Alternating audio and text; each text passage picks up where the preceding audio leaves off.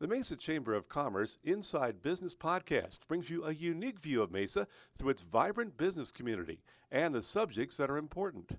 The podcast is produced in the Mesa Chamber of Commerce Media Studio, sponsored by the University of Phoenix.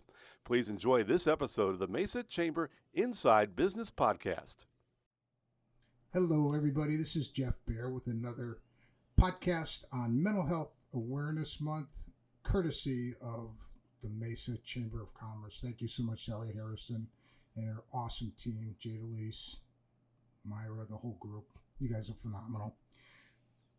Right now, today, we are here with Angela Cross, NAMI Valley of the Sun. Yes, happy to be here. Two things, Angela. First, tell us a little bit about yourself, and then tell us some interesting things about NAMI Valley of the Sun, things that you do, events that you have during the course of the year, not to mention the walk, for instance, and it's going to be on the other side this year on the west side of the valley. Anyway, so tell us a little bit about yourself and then get into NAMI.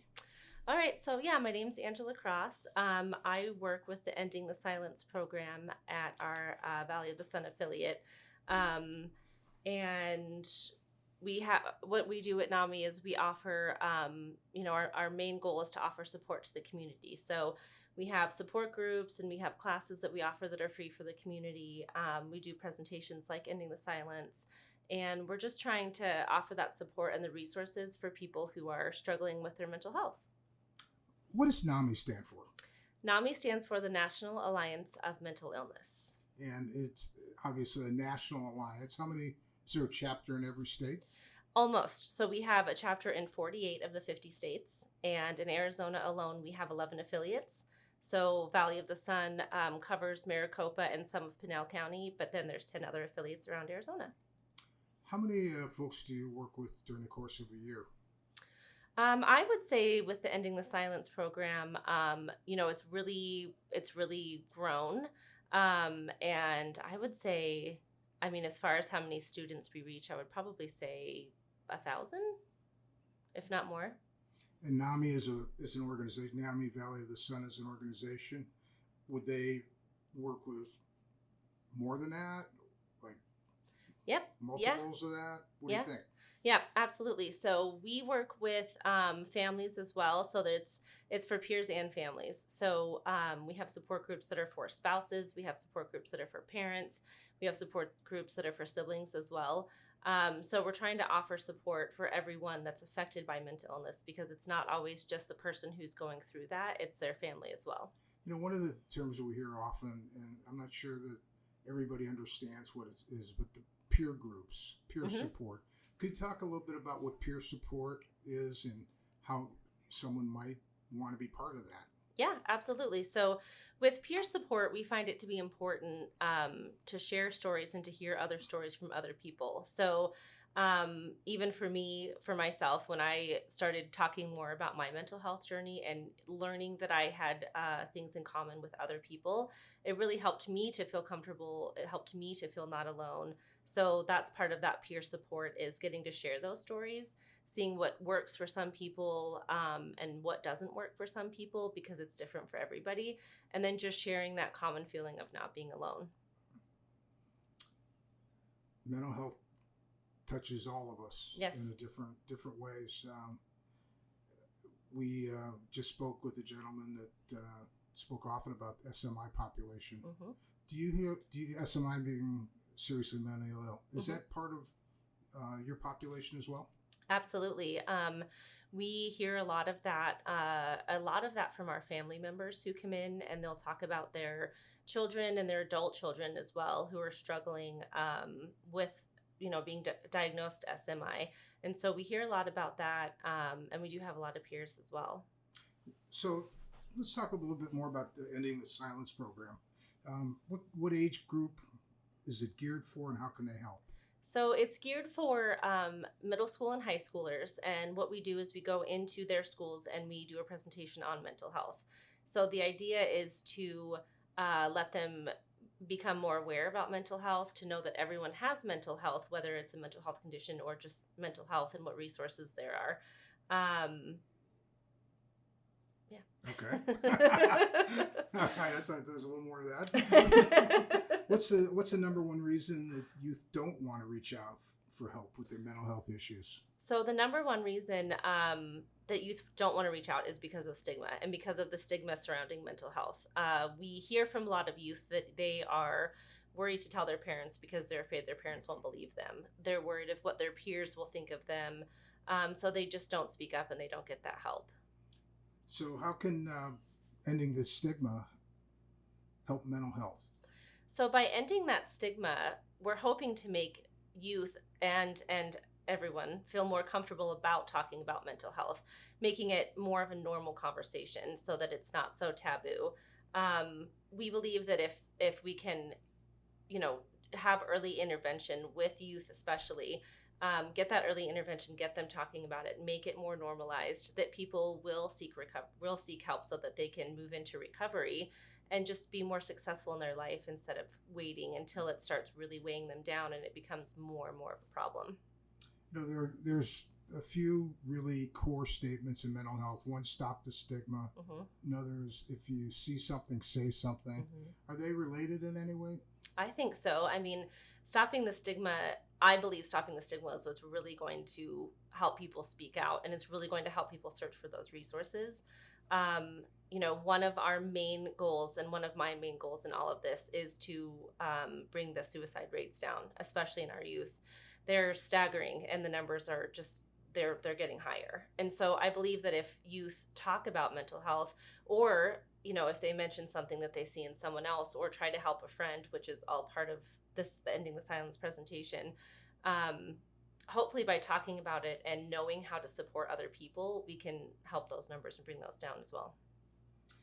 Are there Ending the Silence presentations for caregivers? And along with that question, when you're talking about caregivers, are you talking about a different population other than students? Are they talking about a senior population, or when you're talking about caregivers, how do you look at that? So in the Ending the Silence context, I look at it as parents or whoever is the youth are living with.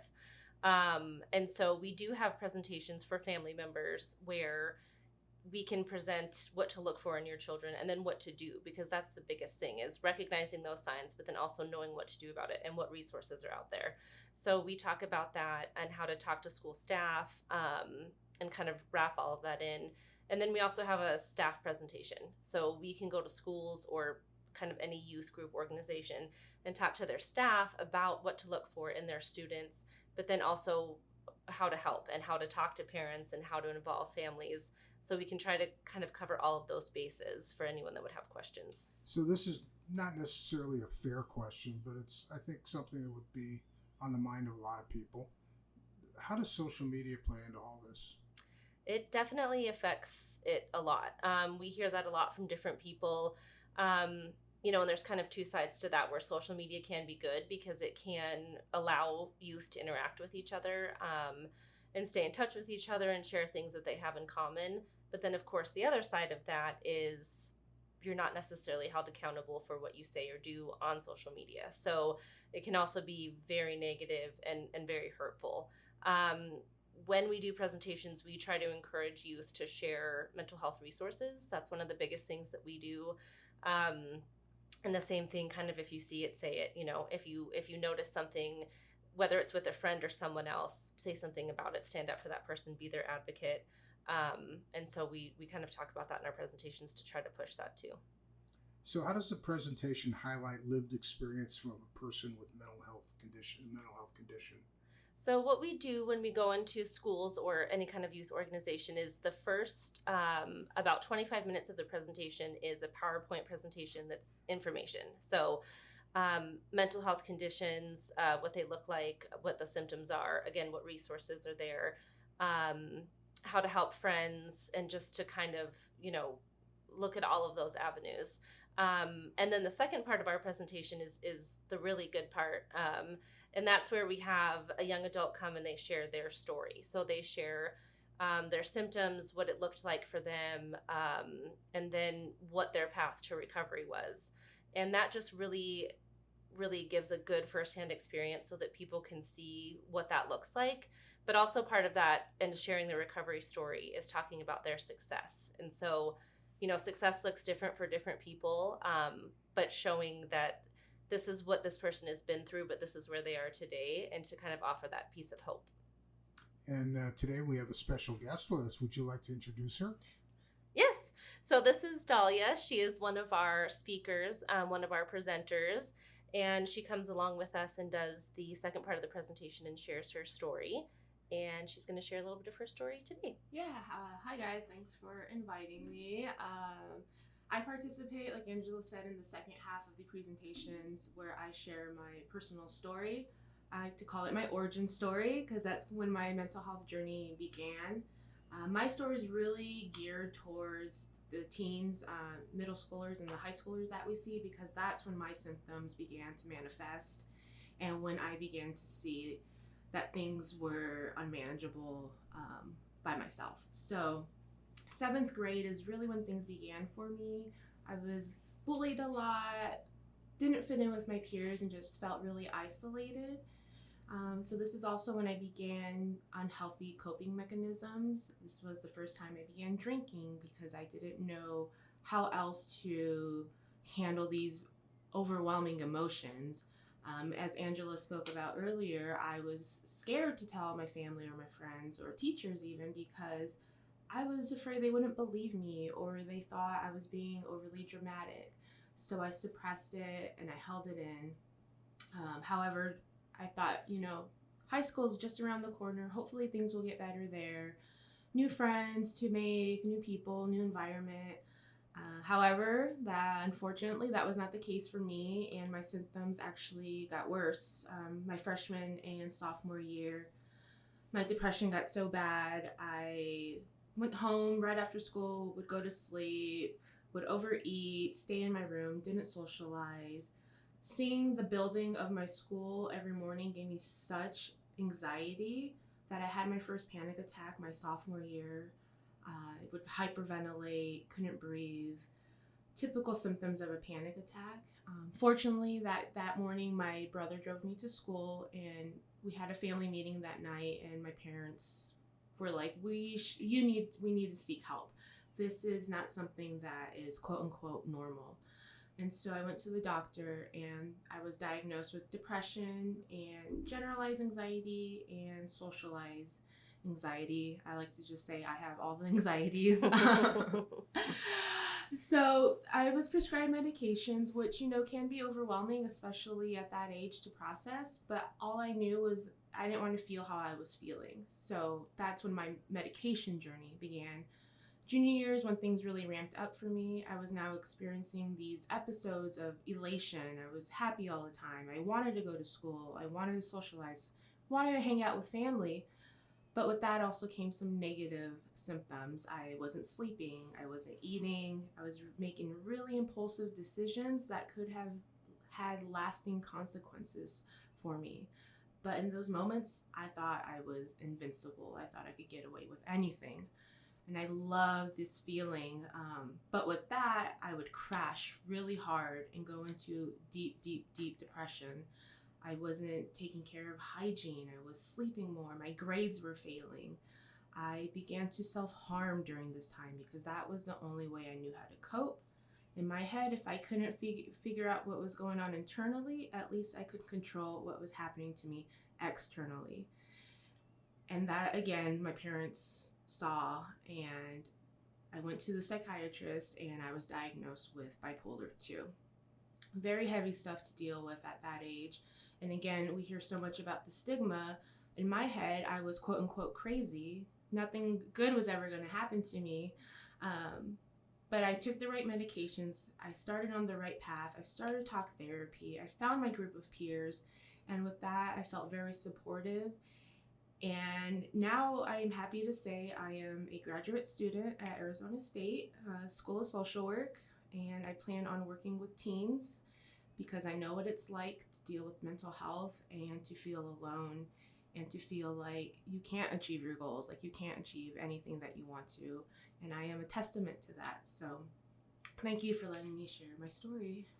Thank you for being brave enough to want to share it. I'd like to ask you a couple of follow-up questions. First one is, it sounds like you were very lucky because you had a very supportive family. Mm-hmm. First of all, your brother catches you when you're going downhill quickly, and then your parents supported you the rest of the way. What kind of message would you give to young people that might listen to this, or parents that let their kids just listen to this, but they don't have that support? What do you do? So I am fortunate, especially because I am Hispanic, and traditionally we do not seek help for mental health. We kind of push it down, push it aside. And if I hadn't had supportive parents, I would have reached out to a teacher that I had who could help me, who could give me resources or connect me with a social worker at the school. Now that I know the steps and a future social worker, I know that there are resources at schools. So if you're not getting that family support at home, definitely reach out to someone at school or even a peer. I've heard stories where peers tell their other peers about it, and then their friend goes and tells the teacher or a social worker. So there are different resources out there besides a family if you don't have that supportive family. You said you're a graduate student now? Yes. And what do you want to do with your life? So I would like to become a therapist working with teens and their families, particularly those with mood disorders, being as that's what I have, and I understand what it's like to try to process all of that and come to terms with, I am going to be on medications for the rest of my life. And if I had someone explain that to me as a teenager, I think I would have accepted it a lot sooner. And so that's what I want to be for teens now. Terrific. I've been very fortunate the last few years to have known Christina Sabata, the executive director at NAMI Valley, the Sun, and been to the walks, been to the breakfasts. What else you have coming up, Angela? So we have the walk coming up in October, and as you said, we are moving locations this year, so that's going to be a little bit different. We just had our mental health day at the Capitol, which was a wonderful event. I think we ended up having 350 people who came out, if not more. And that was a really great event just to raise awareness. I think the walk is probably our next biggest event. Next month, we do have May is Mental Health Awareness Month, and so we're working on our mental health campaign, and we'll do different things next month for that as well. And you will have a PSA from Christina in your hands shortly.